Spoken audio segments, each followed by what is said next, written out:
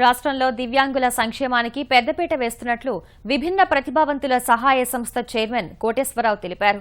గత ఏడాది 77 కోట్ల రూపాయలతో ప్రభుత్వం విభిన్న కార్యక్రమాలు చేపట్టిందని అన్నారు. భవిష్యత్తులో మరిన్ని ఉపాధి సంక్షేమ పథకాలకు శ్రీకారం చుడతామంటున్న విభిన్న ప్రతిభావంతుల సహాయ సంస్థ చైర్మన్ కోటేశ్వరరావుతో మా ప్రతినిధి చంద్రశేఖర్ ముఖాముఖి. విభిన్న ప్రతిభావంతులను ఆదుకునేందుకు రాష్ట్ర సర్కారు ఇప్పటికే అనేక కార్యక్రమాలను అమలు చేస్తుంది. డిసెంబర్ 3 విభిన్న ప్రతిభావంతుల దినోత్సవం సందర్భంగా మరిన్ని కార్యక్రమాలను శ్రీకారం చుట్టే ఆలోచనతో ప్రభుత్వం ముందుకెళ్తుంది. రాష్ట్ర విభిన్న ప్రతిభావంతులు వయోవృద్ధుల సహాయ సంస్థ చైర్మన్ కోటేశ్వరరావు గారు మనతో పాటు ఉన్నారు. కోటేశ్వరరావు గారిని అడిగి మరిన్ని వివరాలు తెలుసుకుందాం. నమస్కారం కోటేశ్వరరావు గారు.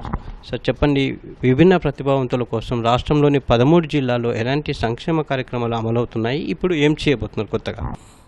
ముఖ్యమంత్రి గారు విభిన్న ప్రతిభావంతులకు వయోవృద్ధుల సంక్షేమాన్ని కోరి వారికి పెన్షన్ను 200 రూపాయలు ఉన్న పెన్షన్ వృద్ధులకు 1000 రూపాయలు, 500 రూపాయలు ఉన్నటువంటి విభిన్న ప్రతిభావంతుల పెన్షన్ను 1500 రూపాయలకు పెంచి ఈ విభిన్న ప్రతిభావంతులకు వృద్ధులకు కనిపించే దేవుడుగా చంద్రబాబు నాయుడు గారు అందరు హృదయాల్లో ఉన్నారు. సకలాంగులను విభిన్న ప్రతిభావంతులు వివాహం చేసుకున్నట్లయితే 50,000 రూపాయలున్న పెన్షన్ 1,00,000 రూపాయలకి పెంచి దాదాపుగా 7 కోట్ల రూపాయలను ఇచ్చి అందరికి కూడా దరఖాస్తు పెట్టుకున్న వాళ్ళందరికీ కూడా ఇవ్వటం జరిగింది. సెల్ఫ్ ఎంప్లాయ్మెంట్ లోన్స్ దాదాపుగా 7 కోట్ల రూపాయలను సబ్సిడీ గతంలో 30,000 రూపాయలుంటే 1,00,000 రూపాయలకు పెంచినటువంటి ఘనత చంద్రబాబు నాయుడు గారిది. ముఖ్యంగా ఈసారి విభిన్న ప్రతిభావంతుల దినోత్సవం సందర్భంగా ఎలాంటి కార్యక్రమాలకు శ్రీకారం చుట్టబోతున్నారు? మరింత చేరువయ్యేందుకు ఎలా ముందుకెళ్ళబోతున్నారు?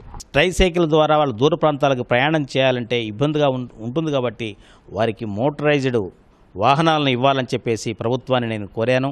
మోటరైజ్డ్ వీల్ చైర్స్, అదేవిధంగా బదిలీలు ఎవరికైతే సైన్ లాంగ్వేజ్ వస్తుందో వారు గతంలో మెసేజ్లు ఇచ్చేవాళ్ళు.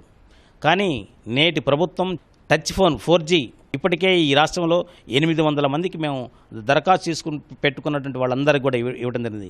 ఇంకా దరఖాస్తు చేసుకున్న వాళ్ళందరికీ కూడా ఇస్తామని కూడా తెలియజేస్తా ఉన్నాను. దాదాపుగా 4 జిల్లాల్లో ఒక్కొక్క జిల్లాలో 100 మంది వయోవృద్ధులకు, అదేవిధంగా అనాథలకు కూడా హోమ్స్ను నిర్మించేసి ప్రభుత్వమే వారి యొక్క బాధ్యత తీసుకొని పూర్తిగా వారికి ఎలాంటి ఇబ్బంది లేకుండా అనేక కార్యక్రమాలు చేస్తుంది. వయోవృద్ధులకు పెన్షన్తో పాటు వాళ్ళ కాళ్లకు వేసుకునే చెప్పులు కావచ్చు, కనపడిన వాళ్ళకి కళ్ళజోళ్ళు, నడవడానికి ఊతకర్ర, చేతికర్రను కూడా ఇస్తున్నటువంటి ఘనత ఈ ప్రభుత్వానికి.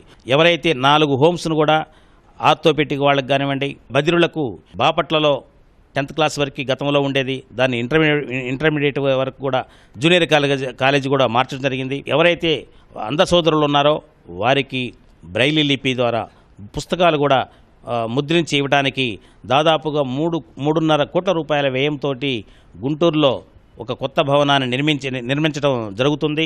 రాష్ట్ర ప్రభుత్వం కూడా 67 లక్షల రూపాయలతో ఏదో నూతన టెక్నాలజీతోటి బ్రైలీ లిపిని ముద్రించడానికి మిషన్ కూడా కొని బాపట్లలో ఈ యొక్క బ్రైలీ ప్రింటింగ్ ప్రెస్ను కూడా నడిపిస్తున్నాం. ఇది మొత్తంగా కోటేశ్వరరావు గారి మనోగతం.